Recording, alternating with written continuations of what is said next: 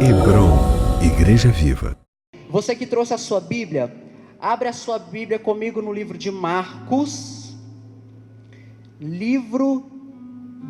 o Evangelho de Marcos, capítulo de número 6, versículo de número 45. O Evangelho segundo escreveu Marcos, capítulo de número 6, versículo 45. E a palavra do Senhor diz assim: logo em seguida, Jesus insistiu com os discípulos para que entrassem no barco e fossem adiante dele para Betsaida, enquanto ele despedia a multidão. Tendo-a despedido, subiu um monte para orar. Ao anoitecer, o barco estava no meio do mar. Jesus se achava sozinho em terra. Ele viu os discípulos remando com dificuldade, porque o vento soprava contra eles. Alta madrugada, Jesus dirigiu-se a eles andando sobre o mar, e estava já a ponto de passar por eles. Quando ouviram andando sobre o mar, pensaram que fosse um fantasma. Então gritaram, pois todos o tinham visto e ficaram aterrorizados. Mas Jesus imediatamente lhes disse: coragem, sou eu, não tenham medo. Então subiu no barco para junto deles, e o vento se acalmou, e eles ficaram atônitos, pois não tinham entendido o milagre dos pães. O coração deles estava endurecido. Mais uma vez o versículo 51. Então subiu no barco para junto deles, e o vento se acalmou, e eles ficaram atônitos, pois não tinham entendido o milagre dos pães. O coração deles estava endurecido. E eu insisto mais uma vez em ler o versículo 51. Então subiu no barco para junto deles, e o vento se acalmou, e eles ficaram atônitos, pois não tinham entendido o milagre dos pães. O coração deles estava endurecido. Você pode dar um glória a Deus por essa palavra? Fecha os teus olhos. Eu sei que você já orou pela minha vida, mas eu gostaria de orar por você. Eu entendo que Deus me chamou com um chamado também profético, e eu quero liberar uma palavra sobre a sua vida. Meu Deus, nós glorificamos o teu nome por esta oportunidade. Te louvamos, meu Deus, porque o Senhor está se movendo no meio da sua igreja. Te louvamos, meu Deus, porque antes que nós chegássemos aqui, o Senhor já estava presente na casa. E nós estamos aqui, meu Deus, por causa da presença. E nós estamos aqui por causa, meu Deus, da sua presença, que é real em nosso meio. Meu Deus, eu oro, meu Deus, por este povo nesta noite, suplicando em nome de Jesus, que a sua palavra caia nos corações como uma chuva, meu Deus, fazendo fecundar a terra, fazendo germinar a semente e desenvolvendo assim o propósito para o qual ela está sendo enviada. Oh meu Deus, em nome de Jesus, fala com a sua igreja nesta noite, ministra, meu Deus, em cada coração com liberdade. Meu Deus, em nome de Jesus, que toda altivez caia por terra pelo poder da sua palavra, que todo orgulho caia por terra pelo poder da sua palavra, que toda pretensão humana caia por terra pelo poder da sua palavra. Meu Deus, e leva cativo todo conhecimento, toda fortaleza e toda altivez ao conhecimento de Cristo por intermédio da sua palavra. Oh meu Deus, eu oro para que o Senhor restaure no coração da igreja o temor. Meu Deus, em o nome de Jesus, que recaia sobre nós o temor ao ouvir e ao ministrar, meu Deus, a sua palavra. Meu Deus, em o nome de Jesus, incendeia os nossos corações, assim como o coração daqueles homens, meu Deus, no caminho de Emaús, foi incendiado, quando eles ouviam Jesus ministrar a palavra. Que os nossos corações da mesma forma sejam incendiados nessa noite, que os nossos corações nesta noite, meu Deus, possam ser chacoalhados pela sua palavra.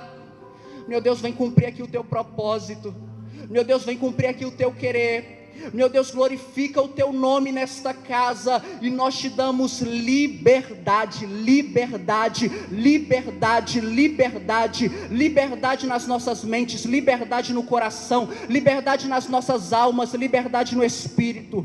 Faz o seu querer em nome de Jesus, amém e amém. Glória a Deus. Jesus tinha acabado de realizar a primeira multiplicação dos pães. Ele então, depois deste evento, ele pega os discípulos e dá uma ordem para que os discípulos passem para o outro lado, enquanto ele mesmo ficaria sozinho orando. E neste momento, eles se separam. Os discípulos vão para um lado, Jesus vai para o outro. E a palavra vai dizer que alta madrugada, a essa altura, o barco já estava no meio do mar. E a palavra vai dizer que vendo Jesus, que o vento soprava contra o barco, e os discípulos tinham dificuldade para remar. Jesus então sai do local que ele está, e vai até o encontro dos discípulos, andando sobre as águas. E ao chegar até o barco em que os discípulos estavam, ao invés de Jesus ter sido recebido, Jesus então é confundido com um fantasma. Aqueles homens vão olhar para Jesus e vão achar que Jesus é um fantasma, mas Jesus vai dizer para eles: coragem, não tenham medo, sou eu. A palavra vai dizer que Jesus entra no barco, o vento se acalma. Só que agora o versículo 51 me chama muita atenção, porque o versículo 51 diz assim: e eles não puderam entender, porque não compreenderam o milagre dos pães, e o coração deles estava endurecido. Em outras traduções vai dizer: e no seu íntimo havia muito espanto, e eles não puderam compreender nada, pois não tinham entendido a respeito dos pães. E aí eu pergunto para a igreja, e pergunto para o texto: o que pão tem a ver com mar? O que mar, vento contrário, tem a ver com pão? Porque a palavra está me dizendo que os discípulos não entenderam nada, porque não tinham compreendido o milagre dos pães. Porque eles não compreenderam algo que Jesus fez antes, eles também agora não conseguem compreender o que Jesus está fazendo agora. A falta de compreensão do que Jesus fez no passado me impossibilita de entender a manifestação dele agora. É isso que está acontecendo aqui. Eles não estão entendendo o que Jesus está fazendo naquele momento, porque não entenderam o que Jesus fez lá atrás. E não entender o que Jesus fez lá atrás me impossibilita de entender o que Ele está fazendo agora na minha vida. Tem muita gente que não está entendendo o que Jesus está fazendo agora na vida dela, porque não entendeu o que Ele fez lá atrás. E é sobre isso que eu queria compartilhar com os irmãos nessa noite. Juntos, eu queria construir em cima desse tema a mensagem do Senhor. Amém? Então vem comigo para o texto. O que os discípulos não compreenderam lá atrás? Lê comigo aí o versículo 30. Marcos 6, verso 30. Os apóstolos reuniram-se a Jesus e lhe relataram tudo o que tinha feito e ensinado. Havia muita gente indo e vindo, ao ponto de eles não terem tempo para comer. Jesus lhes disse: venham comigo para um lugar deserto e descansem um pouco. Então eles se afastaram num barco para um lugar deserto, mas muitos dos que viram retirar-se, tendo-os reconhecido, correram a pé de todas as cidades e chegaram lá antes deles. Quando Jesus saiu do barco e viu uma grande multidão, teve compaixão deles, porque eram como ovelhas sem pastor, e começou a ensinar muitas coisas. Olha o que está acontecendo aqui. Os discípulos chegam para Jesus para relatar para Jesus o que eles fizeram. Aí Jesus vai dizer então: vamos nos retirar e vamos descansar um pouco. E uma vez que eles saem para descansar, as pessoas começam a reconhecê-los, e o povo vai atrás de Jesus.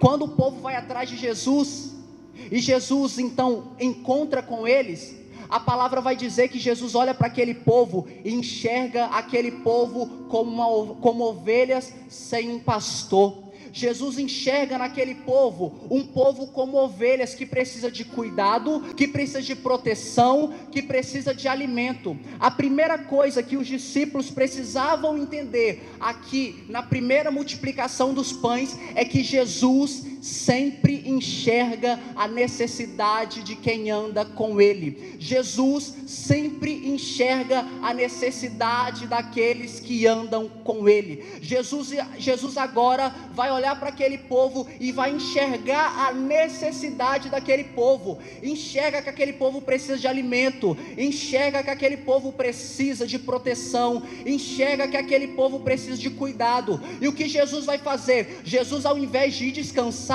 ele vai desviar a rota para ensinar aquele povo. Jesus vê a necessidade do seu povo. Jesus não era um guru que vivia aquém das realidades que o povo vivia, não. Jesus não era um homem estranho que saía por aí falando coisas estranhas, nada disso. Jesus é Emanuel, Deus presente. Ele estava no meio do povo e ele via a necessidade do povo. Ele compreendia o que o povo precisava em todo o instante. A primeira pessoa a ter a revelação desse Deus que vê na Bíblia Sagrada é uma mulher chamada Agar. Lembra de Abraão? A palavra vai dizer que Deus faz uma promessa para Abraão e diz que Abraão vai ser pai de multidões, diz que Abraão vai ter uma descendência numerosa. Só que Abraão é velho e Sara era estéril, não podiam ter filho.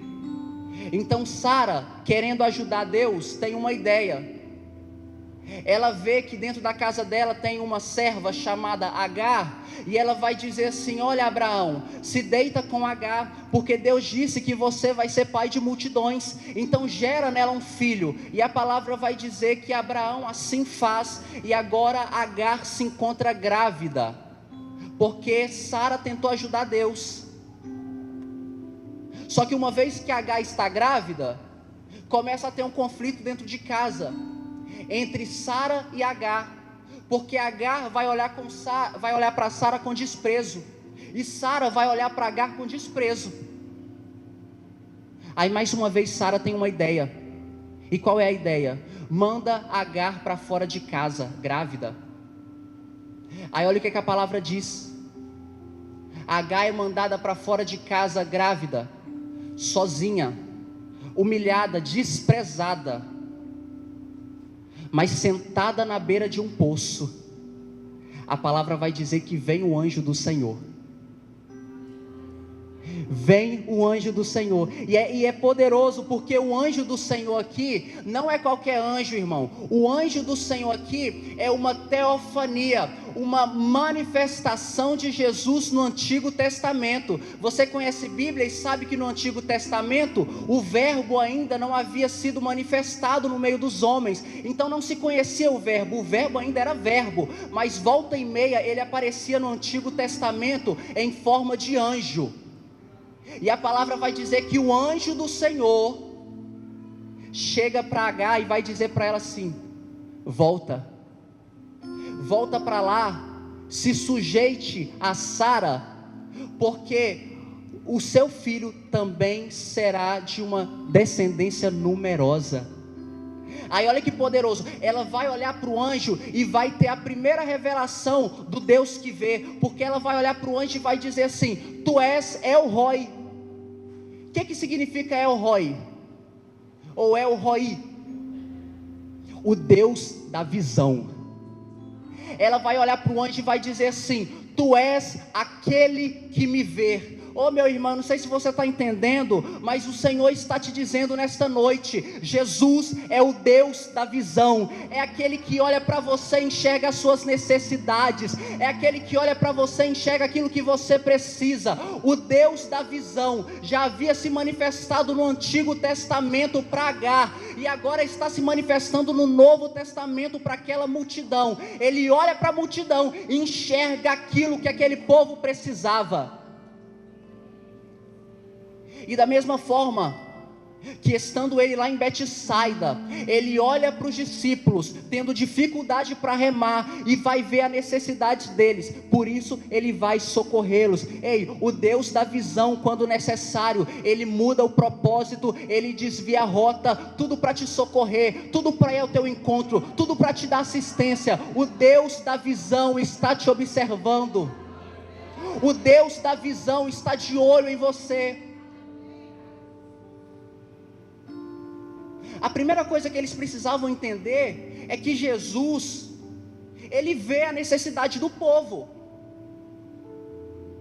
e por ver a necessidade do povo, ele desvia a rota. Ao invés dele se retirar, ele para ensinar. E por ver a necessidade do povo, ao invés dele continuar orando sozinho, ele anda sobre as águas para socorrer os discípulos. Coisa linda é meu Jesus, que quando te vê passando por situações difíceis, vai ao teu encontro para te socorrer. Quando vê você passando por situações complicadas, vai ao teu encontro para te ajudar. Deus não está indiferente da sua realidade, Ele vê todas as coisas. Mas há uma segunda coisa que eles precisavam entender nesse milagre da multiplicação dos pães. Acompanha comigo no versículo 35. Já era tarde, e por isso os seus discípulos aproximaram-se dele e disseram: este é um lugar deserto e já é tarde, manda embora o povo para que possam ir aos campos e povoados vizinhos comprar algo para comer. Versículo 39 vai dizer assim: então Jesus ordenou que fizessem todo o povo assentar-se em grupos na grama verde. A segunda coisa que os discípulos precisavam entender é que a ótica de Jesus é uma ótica sobrenatural, porque quando os discípulos identificam no meio do povo uma necessidade, e qual era a necessidade? Comida. Não tinha comida para todo mundo, não tinha como alimentar aquela multidão, não tinha como alimentar aqueles 5.000 homens, as mulheres, as crianças. Humanamente falando, não tinha como. Então qual é a ideia dos discípulos? Manda o povo embora, libera a multidão. Irmãos, é totalmente compreensível que na hora da luta, humanamente falando, a estratégia mais coerente é ir embora. Humanamente falando, na hora do desespero, a estratégia mais coerente é sair da situação. Sair da situação é mais fácil, liberar o povo é mais fácil, e ir embora é muito mais fácil. Mas Jesus não pensa assim. Jesus, quando ele entra para fazer milagre. Jesus não dá jeitinho, Jesus faz milagre. Jesus não faz jeitinho, Jesus faz milagres. Humanamente falando, é mais fácil liberar o povo, mas enquanto eles estão dizendo, libera o povo, Jesus está dizendo, manda o povo se assentar. Enquanto eles estão dizendo, não, Jesus, não tem o que comer, libera o povo, Jesus está dizendo, manda se assentar. Irmãos, Jesus, quando entra em cena, entra para fazer milagre, entra para operar maravilhas, entra para roubar a cena mesmo, porque toda honra, toda glória é dele. Esse negócio de chamar Jesus para alguma situação das nossas vidas é perigoso, porque quando ele vem, ele não vem para dar jeitinho, ele vem é para roubar cena mesmo, ele vem é para fazer milagre mesmo, ele vem é para dar jeito mesmo. Pensa comigo, era mais fácil Jesus tirar os discípulos do meio do mar, mas ele resolve não tirar, porque nem sempre Jesus vai querer te tirar da guerra, nem sempre Jesus vai querer te tirar da luta, nem sempre Jesus vai querer te tirar do lugar da escassez. Às vezes ele vai te deixar naquele local mesmo, para que você veja ele se manifestando, para que você veja ele operando, para que você veja o ambiente sendo transformado. O Deus da visão enxerga a necessidade do povo e faz milagre, e vai ao encontro dos discípulos. Só que os discípulos não entenderam isso, irmãos, não entenderam, e por não ter entendido o milagre dos pães, eles também não entenderam o que Jesus estava fazendo ali em cima d'água. Por não terem entendido o que Jesus fez no milagre dos pães, eles também não estão entendendo o que Jesus está fazendo ali agora em cima d'água, do lado deles. Será que existe gente assim na igreja? Gente que não está entendendo o que Jesus está fazendo, porque não entendeu o que Jesus fez. Existem pessoas na igreja, infelizmente, que não entendem o que Jesus está fazendo hoje, porque não compreendeu aquilo que Ele fez ontem, porque não compreendeu aquilo que Ele fez no passado. Você quer ver um exemplo? Infelizmente, existem pessoas que vivem debaixo de julgo do pecado, de condenação do passado, tudo porque não entendeu o que Jesus fez na cruz. Tem gente que se permite ser oprimida pelo diabo, porque não entendeu o que Jesus fez na cruz.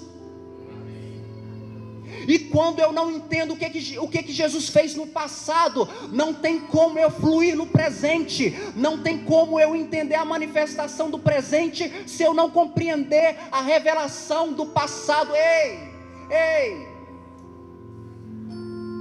Tem gente que não consegue se comportar como filho de Deus. Você é filho, mas tem gente que infelizmente não consegue, porque não compreendeu a revelação da paternidade.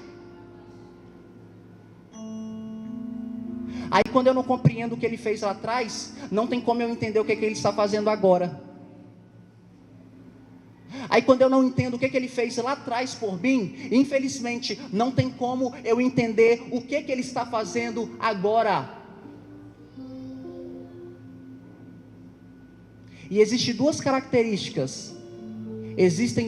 características de um crente que não compreendeu a obra de Jesus no passado. Olha comigo para o texto aí, versículo 51. Então subiu no barco, para junto deles, e o vento se acalmou, e eles ficaram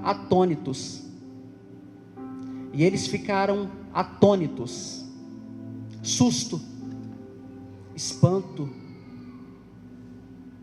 Uma pessoa que infelizmente não compreendeu o que Jesus fez, vive assustada, atônita. Infelizmente é um tipo de pessoa que não tem base, porque não compreendeu aquilo que Jesus fez.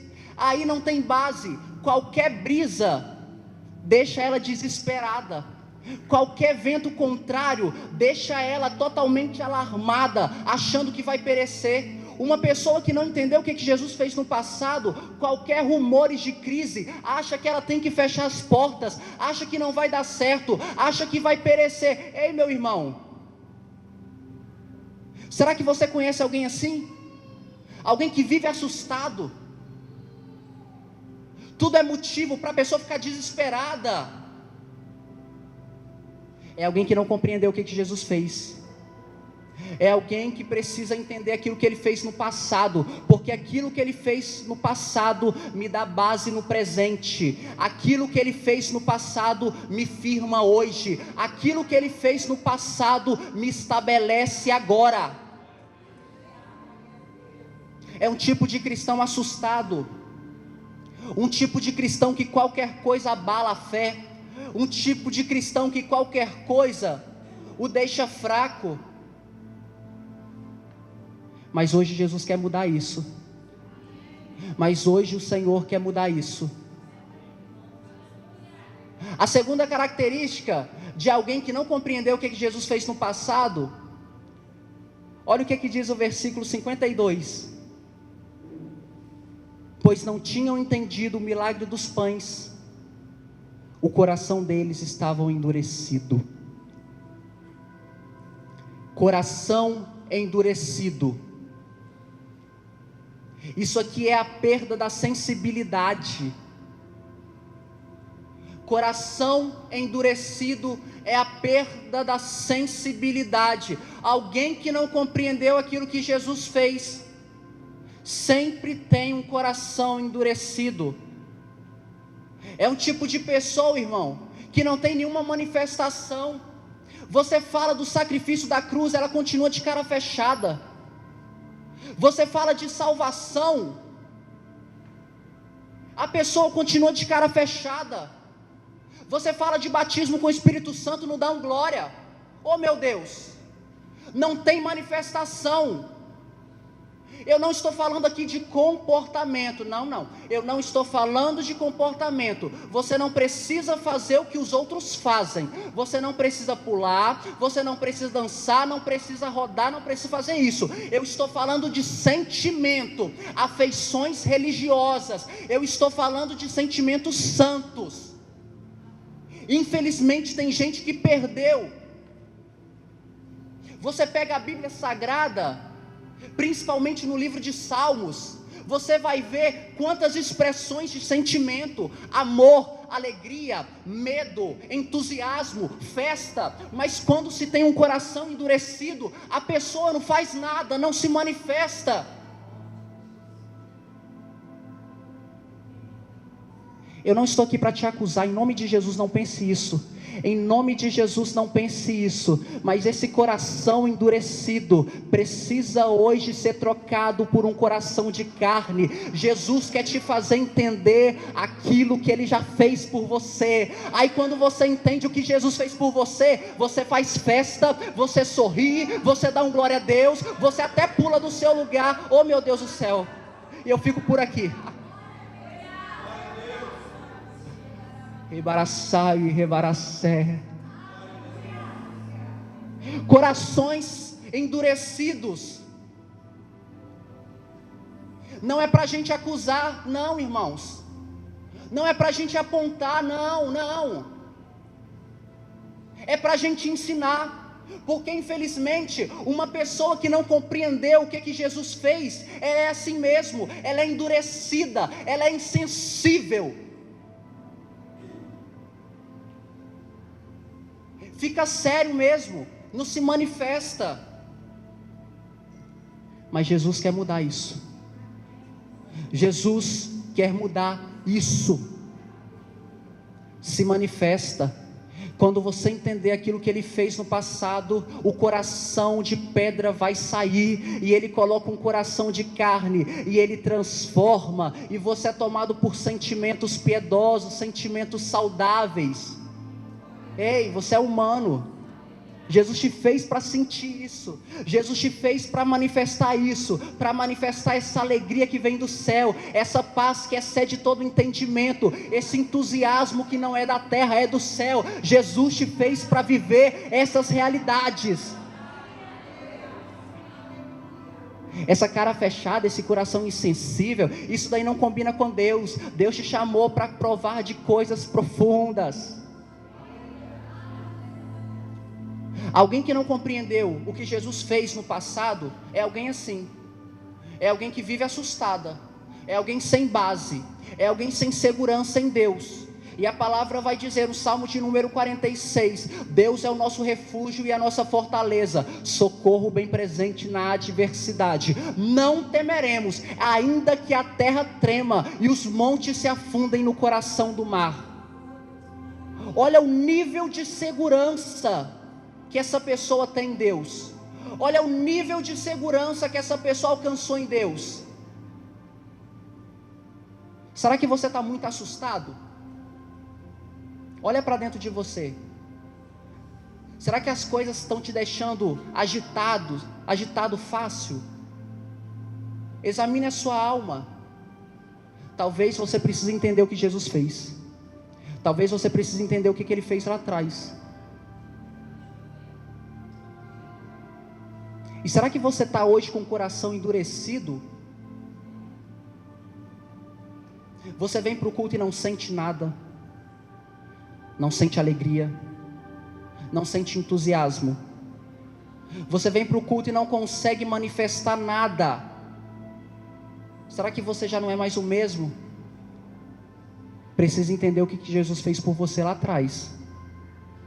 E quando você entender o que Jesus fez por você lá atrás, tudo muda. E quando a gente entende o que Jesus fez por nós, tudo muda. Eu preciso entender o que Ele fez lá atrás para poder compreender o que Ele está fazendo agora. Eu preciso compreender o que Ele fez lá atrás para poder ter capacidade de discernir aquilo que Ele está fazendo agora na minha vida. E muitas vezes a gente quer viver o novo, mas a gente nem entendeu o velho. A gente quer uma revelação nova, a gente quer coisa nova, mas a coisa passada a gente nem entendeu. Mas é tempo de olhar para trás. Sabe por que a igreja primitiva fluía? Sabe por que a igreja primitiva avançava? Porque ela olhava para aquilo que Jesus fez. Aí quando ela olhava para aquilo que Jesus fez, Jesus vinha com coisa nova, Jesus vinha com revelação nova, Jesus vinha com milagre novo, Jesus vinha com experiências novas. Tudo porque eles estavam firmados naquilo que Jesus fez. Jesus está te convidando para olhar para aquilo que Ele fez. Fica de pé do seu lugar. Joga para mim aqui, Maria, Daniel capítulo 12, versículo 8. Daniel 12, versículo 8. O ministério de louvor já pode me ajudar.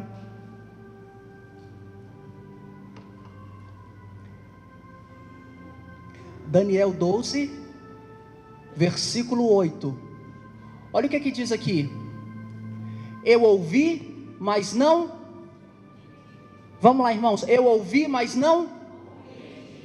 Eu ouvi, mas não compreendi. O anjo está passando uma revelação aqui para Daniel. Aí Daniel vai dizer: então eu ouvi, mas não compreendi. Quantas pessoas tem assim na igreja hoje? Vem, ouvem, mas não compreende. Mas Deus tem coisas novas para a sua vida, você crê? Mas Deus tem um tempo novo para a sua vida, você acredita? Mas Deus quer transformar essa mentalidade, você acredita? O tempo da não compreensão acabou. Ele está te convidando para compreender. Ele está te convidando para entender. Ele está te convidando a entender aquilo que Ele fez. Aí você vai dizer: então eu ouvi, mas compreendi. Aí você vai poder dizer: eu ouvi e compreendi. Hebron.